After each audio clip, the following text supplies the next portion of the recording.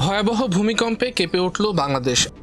আতঙ্কে ঘর ছেড়ে বাইরে বেরিয়ে এসেছে বহু মানুষ। সকাল 10টা 38 আঘাত হানা এই ভূমিকম্পের উৎপত্তিস্থল ছিল নরসিংদী, যার ভূগর্ভস্থ গভীরতা ছিল প্রায় 10 কিলোমিটার। রিখটার স্কেলে ভূমিকম্পটির মাত্রা ছিল 5.7।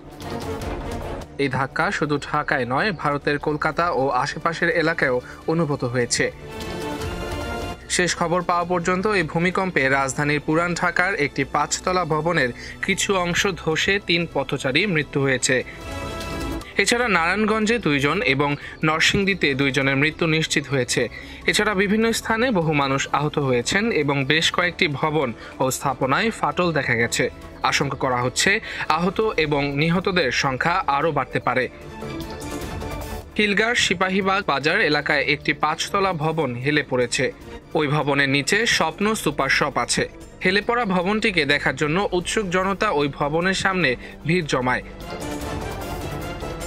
ভূমিকম্পের পর আতঙ্কে ঢাকার বিভিন্ন এলাকার মানুষ ভবন ছাড়তে শুরু করে।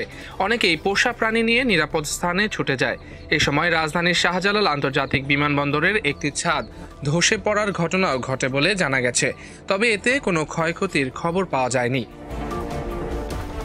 এছাড়া কয়েকটি স্থানে তিতাস গ্যাসের প্রিপেইড মিটার সাময়িকভাবে বন্ধ হয়ে পড়েছে বলে স্থানীয়রা দাবি করেছে।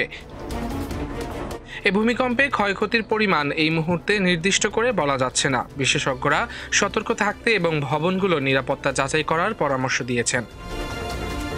বাংলাদেশ ভৌগোলিক ভাগে এমন একটি অঞ্চলে অবস্থিত যা কমপ্লেক্স টেকটনিক প্লেটের সংযোগস্থলে আছে।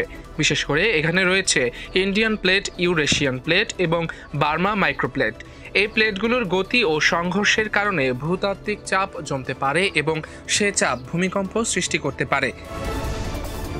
বাংলাদেশ এবং তার আশেপাশে একাধিক ফল্ট আছে, যেমন ডাউকি ফল্ট, সিলেট আসাম ফল্ট, ত্রিপুরা আরকান অংশ ইত্যাদি।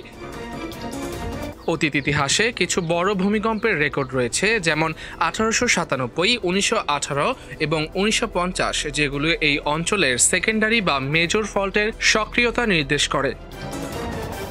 বিশেষজ্ঞদের মতে যে কোনো ধরনের মাঝারি ও বড় মাত্রার ভূমিকম্প হলে বা তার স্থায়িত্ব বেশি সময় হলে আমাদের অপরিকল্পিত নগর ঢাকা হয়তো মৃত্যুপরিতে পরিণত হবে।